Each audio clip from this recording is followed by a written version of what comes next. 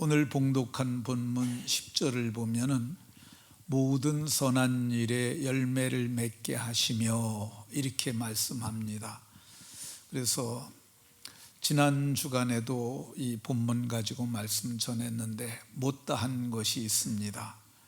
시간이 좀 부족해서 그래서 오늘 좀 나머지를 함께 하려고 합니다. 말씀의 제목은 지난주와 같이 선한 일에 열매 맺는 사람입니다. 한번 따라 하십시다. 선한 일에 열매 맺는 사람. 옆 사람과 서로 눈을 보고 인사하면서 이렇게 복을 빌어줍니다. 선한 일에 열매 맺는 복이 있으시기 바랍니다. 네. 여러분이 마음에 소원을 두고 행하는 모든 일이 다 열매 맺는 복이 있으시기를 예수 그리스도의 이름으로 축원합니다. 바울 사도께서는 골로새 교회에 편지하면서 자신이 기도하는 내용을 말씀합니다. 9절에 보면 이로써 우리도 듣던 날부터 뭘 들었느냐 하면 골로새 교회의 형편을 듣던 날부터 골로새 교회의 성도들을 위하여 기도하기를 그치지 아니하고 기도하였는데 그 내용이 9절 하반절부터 12절까지가 있습니다. 우리 바울 사도님이 어떻게 기도하셨나 이거 한번 오늘 조삼원 집사님 기도했는데 바울 사도님도 골로새 교회를 위해서 기도했던 내용입니다. 같이 한번 읽어보겠습니다. 시작. 너희로 하여금 모든 신령한 지혜와 총명에 하나님의 뜻을 아는 것으로 채우게 하시고 주께 합당하게 행하여 범사에 기쁘시게 하고 모든 선한 일에 열매를 맺게 하시며 하나님을 아는 것에 자라게 하시고 그의 영광의 힘을 따라 모든 능력으로 능하게 하시며 기쁨으로 견딤과 오래 참음에 이르게 하시고 우리로 하여금 빛 가운데서 성도의 기업의 부분을 얻기에 합당하게 하신 아버지께 감사하게 하시기를 원하노라. 아멘. 제가 모든 견딤인데 제가 모든을 빼먹었습니다. 여러분들은 바로 잘 읽어주셨어요. 고맙습니다. 네, 오늘 우리가 바울 사도님의 기도 중에 모든 선한 일에 열매 맺게 하시고 이렇게 말씀하고 있으니 지금이 열매 맺는 계절 아닙니까? 오곡도 열매를 맺는데 우리도 선한 일에 결실했으면 좋겠다는 생각으로 이 본문을 가지고 말씀을 상고하려 합니다. 그러면 사도께서 말씀하시는 모든 선한 일이 무엇일까? 그것은 10절에 보면 주님께 합당하게 행하는 것이고 범사에 주님을 기쁘시게 하는 것, 이것이 모든 선한 일이라 할 것입니다. 그러면 누가 그 선한 일을 할 수 있을까? 13절과 14절에 보면은 우리를 흑암의 권세에서 건져내사 이렇게 말씀합니다. 흑암의 권세에서 건져냄을 받은 사람들, 그의 피로 속량 곧 죄사함을 받은 사람들이 바로 이 선한 일을 할 수 있습니다. 그 사람들이 누구겠어요? 바로 저와 여러분들인 줄로 믿으시기 바랍니다. 그러면 선한 일의 열매는 어떤 것이 있을까? 선한 일의 열매는 첫 번째는 생명 얻는 회개를 얻은 사람들이기 때문에 회개에 합당한 열매가 있습니다. 두 번째 선한 일의 열매는 입술의 열매가 있습니다. 우리 모든 입의 열매들이 있습니다. 그리고 세 번째 선한 일의 열매는 의의 열매가 있고요. 네 번째 선한 일에 열매 맺는 것은 성령의 열매가 있습니다. 그러면 우리가 왜 선한 일에 열매를 맺으면서 살아야 할까? 그것은 하나님께서 우리에게 선한 일에 열매 맺을 능력을 이미 주셨기 때문입니다. 오늘 봉독한 본문 11절에 보면 그의 영광의 힘을 따라 모든 능력으로 능하게 하시며, 이 그의 영광의 힘을 따라, 그분은 예수님이죠. 예수 그리스도의 영광의 힘을 따라 그리스도의 모든 능력으로 너희를 능하게 하셨다고 이렇게 말씀합니다. 그러니까 저와 여러분들은 모든 능력으로 능하게 하심을 입은 사람들인 줄로 깨달으시기 바랍니다. 성경은 이렇게 모든 능력으로 능하게 하셨다고 하지만 여러분들은 어떻게 생각하십니까? 내가 능력 있는 사람이라고 그렇게 생각하십니까? 예수님은 이렇게 말씀하셨어요. 할 수 있거든이 무슨 말이냐? 믿는 자들에게는 능히 하지 못할 일이 없느니라. 너희들은 이미 능력을 가지고 있고, 그래서 너희가 믿기만 하면 능치 못할 일이 없으리라고 말씀하고 있는 것 볼 수 있습니다. 그러니까 저와 여러분들이 모든 능력으로 능하게 함을 입었으므로 우리가 할 수 있는 줄로 믿으시기 바랍니다. 중요한 것은 마음이고 중요한 것은 결정입니다. 의지적 결정. 우리가 의지적 결정을 하고 하나님께서 내 마음에 주신 소원을 이루기 위하여 내가 행하겠나이다 하게 되면 할 수 있는 줄로 믿으시기 바랍니다. 지난주에 한 사람을 살펴봤는데 그 사람을 오늘 한 번 더 살펴봅니다. 포천에 박진수라고 하는 사람이 있습니다. 박진수 집사입니다. 뇌성마비 1급 장애인입니다. 태어날 때부터 뇌성마비로 태어나서 사는 날 동안 지금까지도 뇌성마비 장애를 가지고 살아갑니다. 저 몸을 가지고, 저 사람도 60살 거진 된 것 같은데, 저기 그 60대가 저 몸을 가지고 학교 다닐 수 있었겠어요? 요즘에는 장애를 입은 사람들에게도 교육의 혜택이 주어지지만 저 사람 학교 못 다녔습니다. 이 학교도 다니지 못하고, 그래서 저 사람은 정말 무엇이든지 할 수 있는 것이 없다고 사람들이 생각합니다. 그런데 저 사람이 아주 선한 일을 했어요. 그가 뭘 하고 있느냐? 해 뜨는 집이라는 것을 자기가 하고 싶다고 마음의 소원을 품었고, 그리고 저가 뭔 일을 했느냐? 장애인들을 모아갖고 장애인 공동체를 이뤘던 것을 볼 수가 있습니다. 뿐만 아니에요. 저 사람이 저런 장애를 입었는데도, 장애를 가지고 있음에도 불구하고 장가를 갔습니다. 아내가 아주 멀쩡한 정상인입니다. 자식도 있습니다. 학교에 가서 글도 배우지 않았음에도 불구하고 시집을 2권이나 냈습니다. 1%의 기적이라고 그랬는데, 근데 이 1%가 정말 1%밖에 안 되는 걸 가지고 아마 자기가 이루었던 100%의 사건을, 그걸 신앙으로 고백한 것으로 보여집니다. 바울 사도께서는 나도 내게 능력 주시는 자 안에서 내가 모든 것을 할 수 있다고 이렇게 고백했습니다. 이 고백이 바울 사도의 고백인데, 그 고백이 저의 고백이 되고 여러분들이 고백이 돼서 능력 주시는 자 안에서 모든 것을 하는 복이 있으시기를 예수 그리스도의 이름으로 축원합니다. 그러면 선한 일의 열매를 어떻게 맺을 수 있을까? 어떻게 내가 선한 일의 열매를 맺을 수 있을까? 그것은 이 하나님의 뜻을 알아야 합니다. 하나님의 뜻을 아는 것으로 채우게 하시고 이렇게 말씀하는데, 그럼 하나님의 뜻이 뭐냐? 성경에 명료하게 나와 있는 말씀들이 있어요.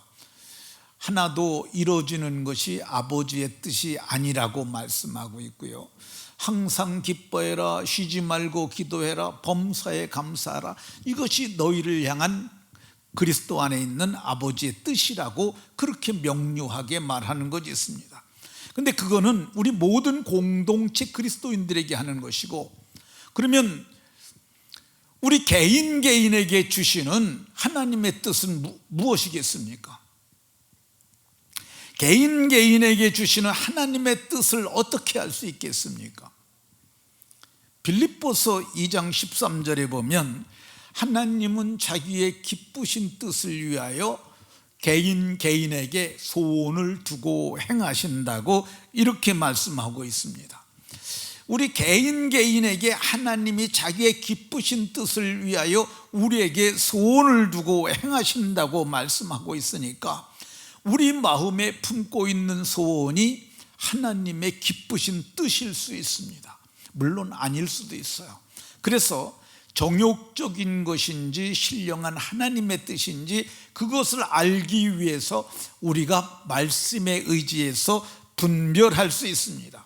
그러나 이것이 분명한 하나님의 뜻이라고 확인이 되고 확신이 서면 그걸 마음의 소원을 두고 행하면 우리가 다 소원을 이루게 될 줄로 믿으시기 바랍니다.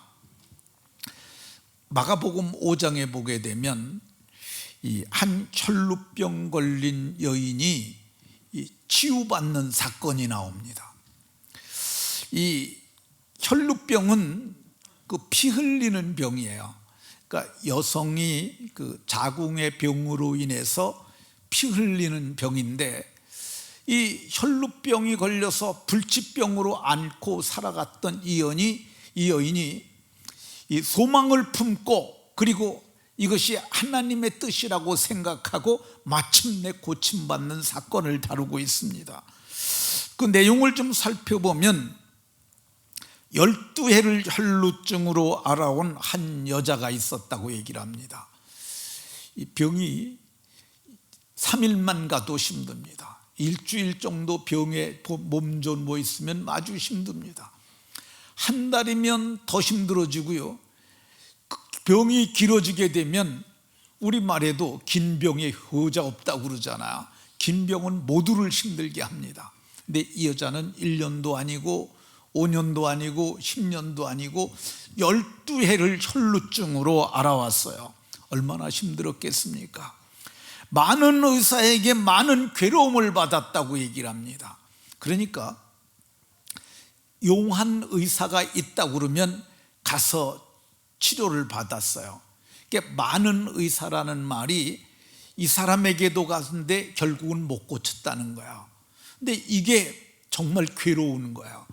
여성이, 당시의 의사들은 거의 남자들잖아요. 근데 자기의 부끄러운 부위를 보이고 그리고 물리적인 어떤 치료를 했을 수도 있어요. 이 괴로움이 몸의 괴로움도 되고 마음의 괴로움도 되고 그랬으니까 이 여자 얼마나 힘들었겠어요. 근데 이 사람에게 갔는데 못 고쳐서 또 누가 잘 고친다고 그래서 거길 갔는데 1년에 한 명씩만 만났다 할지라도 12명의 의사를 만났고 저가 많은 괴로움을 받았던 것 같습니다. 그런데 못 고친다고 돈을 돌려주는 의사가 있습니까? 그러니까 가진 것도 다 허비하였어요. 그러니까 돈을 줬는데 병은 못 고쳤어요. 그러니까 허비를 하게 됐고, 그러니 경제적으로 또 얼마나 힘들었겠어요. 그런데 그 결과는 더 중하여졌다고 얘기를 합니다. 병이 더 심해졌으니까 육체적으로 얼마나 힘들었겠어요. 근데 이 혈루병이 더 힘든 게 뭐냐면 그게 종교적으로 보면은 이 혈루병은 부정한 병이에요.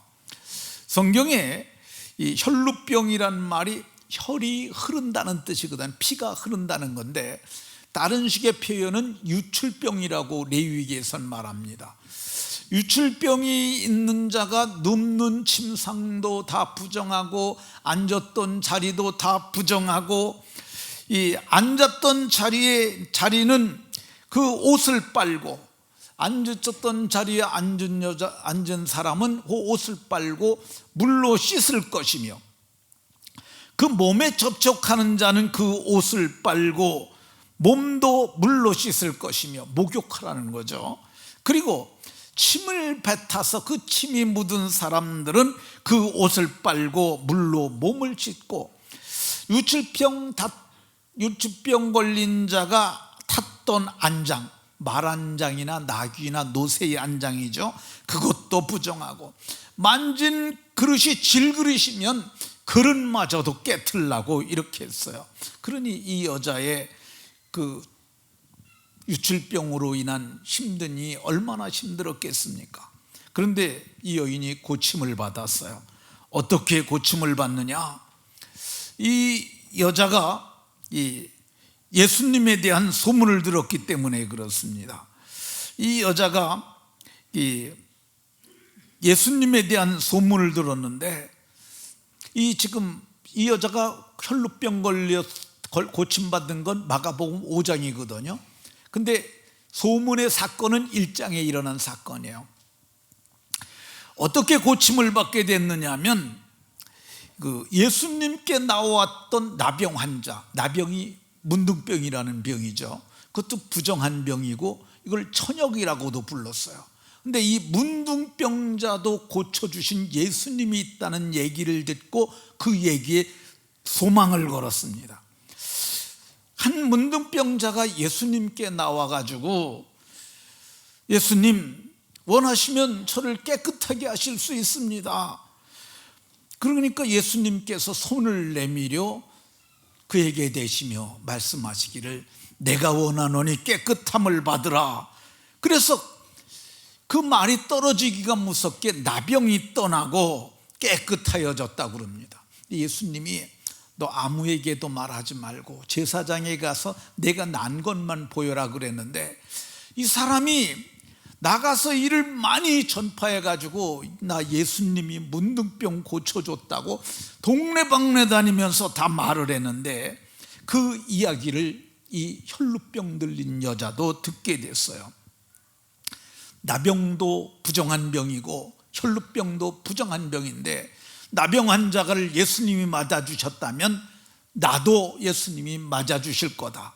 나병 환자를 고쳐주셨다면 나병보다 혈루병은 훨씬 더 가벼운 병 아니냐, 분명히 내 병도 고칠 수 있으리라. 그 마음의 소원을 두고 그가 예수님께 나아갑니다. 근데 그가 나아갔는데 사람이 너무 많아요. 그래서 예수님께 나가기가 힘든데, 그리고 예수님 앞에 가서 얘기하는 것도 너무 마음이 힘들었던 것 같아요. 그래서 그가 생각한 게 뭐냐면, 그분의 내가 옷자락에만 손을 대도 내가 나음을 얻을 것이라고 생각하고 그 옷에 손을 대었다고 이렇게 생각합니다. 말씀하고 있습니다. 그 믿음으로 그 옷에 손을 댄 거죠. 이 손이 믿음이 담겨진 손이에요. 이 손이 기도의 소원이 들어있는 손이에요. 근데 손을 대었더니 그 혈루의 근원이 곧 마름에 즉시 나왔다고 29절에 말씀하고 있습니다. 그래서 마음의 소원이 기적을 일으켰던 것을 볼 수가 있습니다. 믿음이 기적을 일으키는 줄로 믿으시기 바랍니다. 예수님께서 자기에게서 능력이 나간 줄 아시고 돌아보시면서 누가 내 옷에 손을 대었냐고 물으십니다. 근데 제자들이, 주님, 이렇게 사람이 많은데 주님 옷자락에 손댄 사람이 한둘입니까? 예수님이 아니라고 말씀하셨어요. 아니라, 그냥 옷이 단 것이 아니라 믿음으로 내 옷을 만진 자가 있다고 하시면서 둘러보셨는데, 그때 그 여자가 예수님 앞에 무릎을 꿇고 엎드려서 말을 합니다. 주님, 제가 혈루병 걸려가지고 12년 고생했는데, 내가 예수님께서 문둥병도 고쳐주셨다는 얘기를 듣고 나도 그 이야기의 소문을 듣고 소망을 가지고 주님께 나왔는데, 차마 얘가 예수님에게 엎드려 말할 형편이 못 돼서 옷자락에만 손을 대어도 나겠다는 생각을 가지고 만졌더니 내가 옷자락에 손을 대는 그 순간 혈루의 근원이 말랐나이다, 이렇게 고백을 합니다. 그랬더니 예수님께서 딸아, 내 믿음이 너를 구원하였으니 평안히 가라, 병에서 놓여 건강하라고 이렇게 말씀하시는 걸 볼 수가 있습니다. 이 여자는 선한 일에 열매를 맺은 거야. 선한 일에 열매를 맺는 방법은 마음에 소원을 주신 하나님의 뜻을 알고 믿음으로 행하면 이루어지는 줄로 믿으시기 바랍니다. 선한 일에 열매를 맺으려면 어떻게 해야 되느냐? 11절에 보면 그 영광의 힘을 따라 모든 능력으로 능하게 하셨으니, 능하게 하셨지만 기쁨으로 모든 일을 견뎌내야 한다고 말씀합니다. 우리가 일을 이루기 위해서는 힘든 과정이 있어요. 그 과정을 견뎌야 합니다. 견디게 되면은 마침내 우리가 선한 일에 열매를 맺을 수 있습니다. 지지난주 중앙일보에 이 두만강 2번 건넌 탈북소년, 한국 온 지 18년 만에 부산 외국어대학교의 정교수 되다, 뭐 그런 게 나왔어요. 이 사람은 탈북민 1호로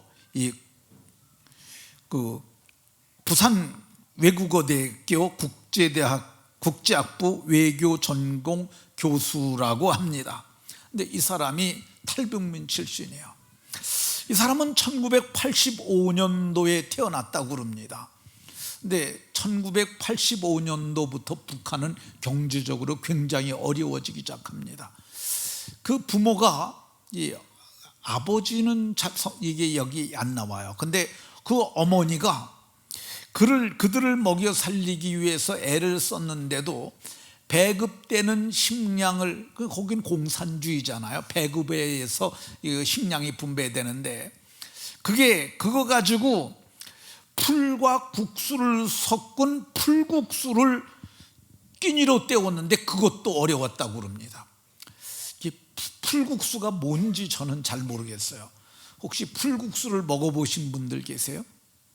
남한에는 없는, 북한에만 있던 음식인 것 같습니다. 그러니까 산에서 먹어도 되는 풀하고, 그리고 그걸 갖다 국수에다 풀만 가지고 하면은 먹기가 힘드니까 거기다 국수를 넣어갖고 양을 늘려가지고 그걸 먹고 살았던 것 같아요.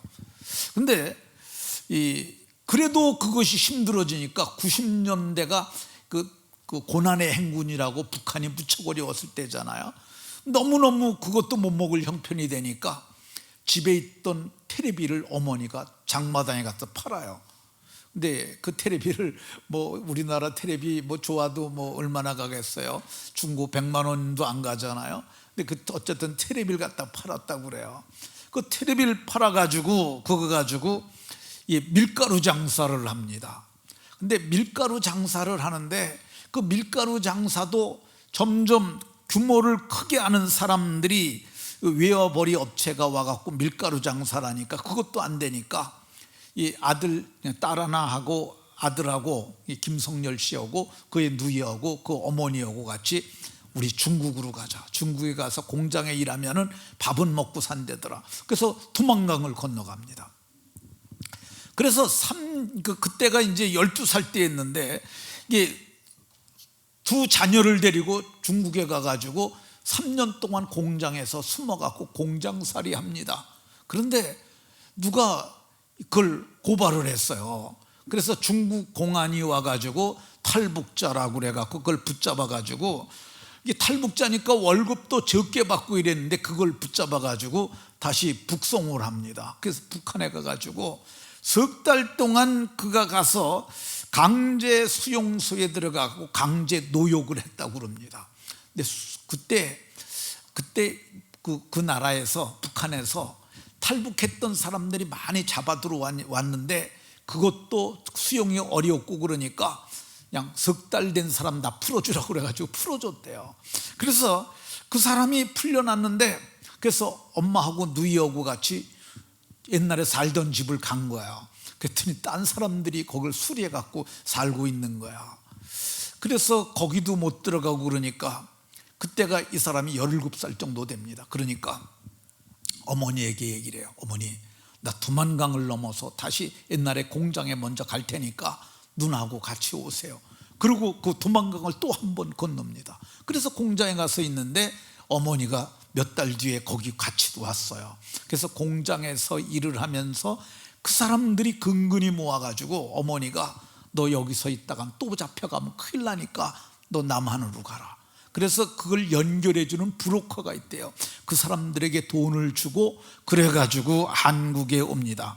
이 한국에 올 때가 20살이었어요 20살에 왔는데 와가지고 하나원이라는 그 북한 탈북자들 그 가두는 데가 있는데 거기서 있는데 뭐 하고 싶은 거 하라고 그러니까 저는 공부를 못해서 그게 한이라고 그랬더니 거기서 이제 초등학교도 못 다녔으니까 그래갖고 거기서 초등학교, 중학교, 고등학교 3년 그 9년 과정이죠.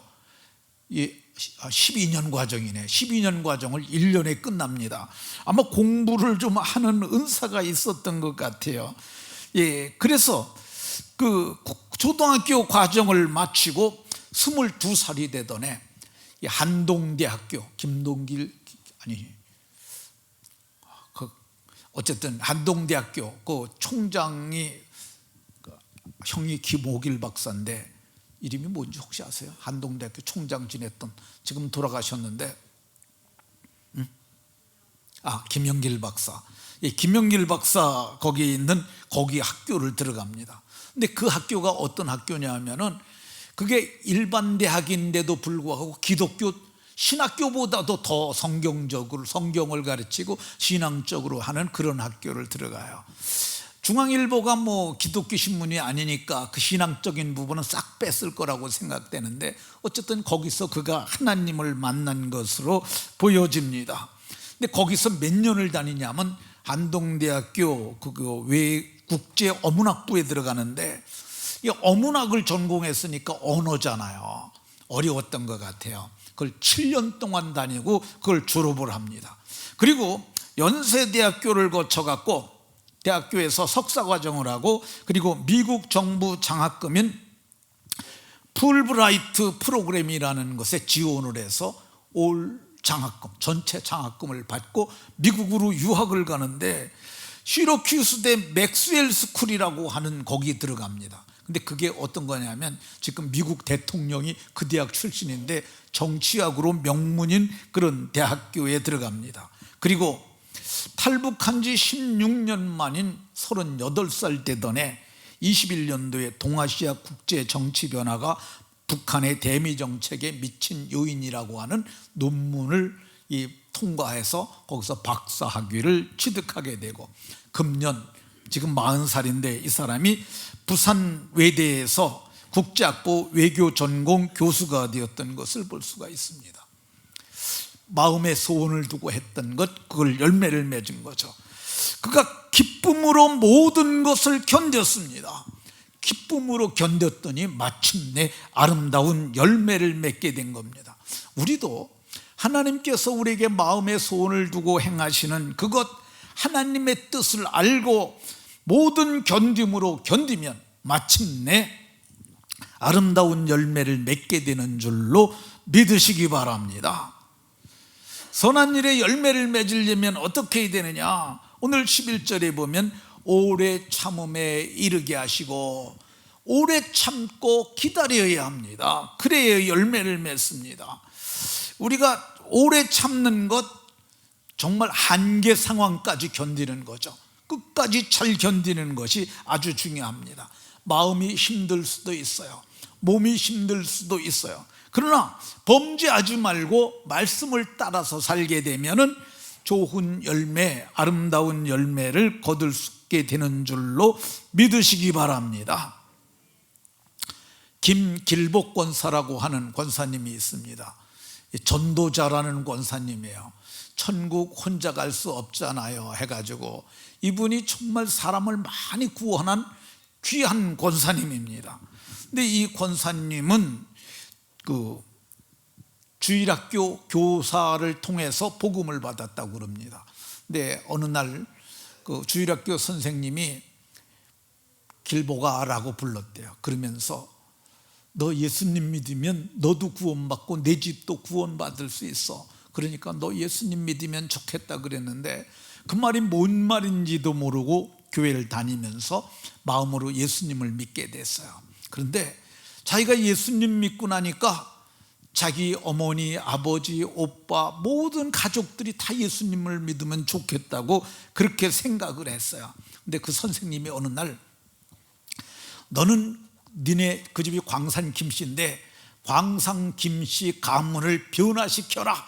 선생님이 그렇게 말씀을 하셨대요. 근데 그 말씀이 하나님 말씀처럼 들려가지고 그래 내가 우리 집안을 변화시켜야지 그러면서 어린 나이에 하나님 앞에 하나님 우리 집안이 예수님 다 믿고 변화되게 해달라고 기도를 했다고 그럽니다. 근데 그가 16살쯤 되었을 때 어느 날 아버지가 길보가 나 좀 보자 그러시더래요. 그래서 왜 그러세요? 그러고 아버지 앞에 나갔는데 아버지가 너 이제부터 교회 다니지 마라. 네가 교회 다니고 나서부터 되는 일이 없다. 그러면서 아버지가 교회를 가지 말라고 그러시더래요. 근데 자기가 아버지 그 말을 듣는 순간 자기도 모르게 아버지한테 따지듯이 말한 거야. 아버지 왜 나 때문에 사업이 안 된다고 그렇게 말씀하세요? 그건 아버지가 믿는 신이 약해 빠져서 그런 거예요. 그러니까 당장 때려치세요. 그리고 제가 믿는 하나님을 믿으세요.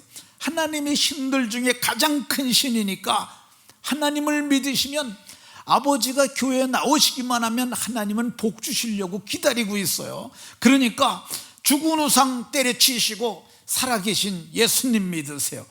자기도 모르게 그렇게 큰 소리를 일렀더니 아버지가 얼굴이 하얘지시더니 노발되어라 말하면서 그때부터 자기가 막내딸이라 귀염을 받았는데 그때부터 아버지가 미워하기 시작했대요. 이유는 뭐냐면 예수 믿는다고. 그때부터 아버지가 자기를 교회를 못 가게 했는데 연탄 찍기 해가지고 그걸 가지고 아버지가 자기를 쫓아오는데 수요일 날 주일 날 되면은 아버지가 연탄 찍기 해가지고 뛰어다니는데 자기가 뛰어가게 되면 동네 개들까지 다 소리를 그냥 왕왕 짖어가지고 자기네 집안에 이 종교적 문제가 온 동네가 다 알게 됐다고 그럽니다. 어쨌든 아버지가 계속 교회를 못 가게 하는데 어느 날 아버지가 방에서 잠깐 보자고 그러더래요. 그랬더니 아버지가 문을 잠그더니 가위를 가지고 머리를 다 잘라가지고 머리 자르고 옷도 잘라놓고 그런 일을 겪으면서 이 김길복 소녀가 마음이 많이 상하기 시작합니다. 몇 년을 그 일을 겪으면서 마음도 병들고 몸도 병들고 위궤양도 생기고 그리고 이제 폐가 나빠져서 각혈도 했다고 그래요. 근데 이제 병원을 갔더니 아마도 아기도 낳지 못할 거라고 그러면서 당신 병이 심하다고 얘기를 했대요. 그래서 병원에서 입원을 해야 되느냐 그럴 때 교회에서 부흥회를 했는데 난 부흥회 때 나가서 하나님께 매달려서 고침을 받아야 되겠다. 그래서 부흥회에서 기도를 하는데 마지막 날에 안수를 받는데 몸이 붕붕 뜨는 것 같으니 몸이 뜨거워지고 어떤 힘이 내게 들어와 가서 몸 전체를 훑고 지나가는데 야 내가 이제 고침을 받았구나 하고 새 힘이 생기더라는 거야. 새 힘이 생겨가지고 이제 은혜를 받아서 가는데 어머니가 대문간에서 기다리고 있어요. 아버지가 너 죽인다고 칼 갈고 계시니까 너 오늘은 집에 들어오지 말고 가라. 딴 데 가서 자고 와라. 그런데 그 말을 듣는 그 순간 자기도 모르게 내가 왜 이렇게 피해 다녀야 되느냐 그러면서 자기가 성령이 충만해가지고 문을 박차고 아버지 앞에 들어갔다 그러는 거야. 근데 아버지가 너 잘 왔다 그러면서 이리 오라고 칼을 들고 무릎을 꿇고 앉으라고. 그래서 무릎을 꿇고 앉았는데 그때 순간적으로 아버지 칼을 보면서 하나님 앞에 기도했대요. 하나님 내가 아버지가 무슨 말을 해도 예수님 부인하지 않고 죽을 상황이 오면 죽게 해달라고, 잘 죽을 수 있게 해달라고 기도하고, 그리고 내가 죽으면 하나님 아버지가 내 영혼을 받아주시라고 그랬는데, 그때 아버지가 이제 그를 꿇어앉혀 놓고 너 죽든지 살든지 네 입에 달렸으니까 예수님 안 믿는다 그러면은 네가 오늘 살 것이고 믿는다 그러면 너는 오늘 죽을 것이라고 그렇게 얘기를 하니까, 그 얘기를 듣고 있다가 그가 말하길 나는 살 만큼 살았으니까 지금 죽어도 괜찮아요. 단지 안타까운 것은 우리 집안이 다 구원받지 못하고 제가 죽는 것이 안타까운 뿐이에요. 아버지도 예수님 믿으세요. 내가 먼저 가 있을 테니까 아버지도 예수님 믿고 오세요. 그러니까 그 말을 듣자마자 아버지가 오른손으로 그 자기 오른쪽 무릎팍을 찍었대요. 피가 팍 터지면서 그냥 얼굴에도 튀고 방바닥에도 튀고 그러는데, 그때 아버지가 너 다시 말해라, 너 진짜 입에 들 거냐? 그래서 그때 한 번 더 얘기를 했어요. 아버지 예수님 믿으셔야 돼요. 아버지는 우편에 있었던 강도보단 더 낫잖아요. 저는 먼저 가서 기다릴 테니까 아버지 꼭 믿고 천국에서 만나요 그랬는데, 아버지가 그 칼을 가지고 왼쪽 다리를 또 찔렀습니다. 또 피가 터졌다고 그래요. 그래서 지금도 그 두 상처가 남아있는데, 근데 이제 칼을 들고 너 죽을래 믿을래, 그러니까 칼을 들고 목에다 대는데, 그때 자기가 아버지한테 그랬대. 잠깐만요. 왜 그러냐고. 나 전화 한 통화만 하고 죽이시라고. 그게 무슨 전화할 건데니까 나 신문사에다 전화 한 통화할 거라고.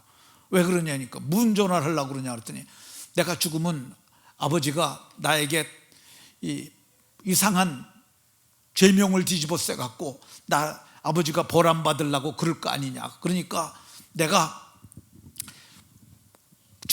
더러운 죄명을 쓰고 죽을 수는 없으니까 내가 예수 믿는 것 때문에 오늘 죽는다는 걸 저 사람들에게 알리고 죽겠다고 그러면서 전화하겠다고 그러니까, 아버지가 손을 부르르 떨더니 그 얘기를 듣더니 칼을 탁 던지고 나갔다고 그럽니다. 그리고 칼을 탁 던지고 나가면서 독한 가시네 그러고 나갔다고 그래요. 근데 그날 이후부터 그가 마음의 소원을 두고 행했던 소원이 이루어지기 시작합니다. 그 사건 이후에 아버지가 더 이상 그를 갖다가 신앙생활에 방해가 되지 않았어요.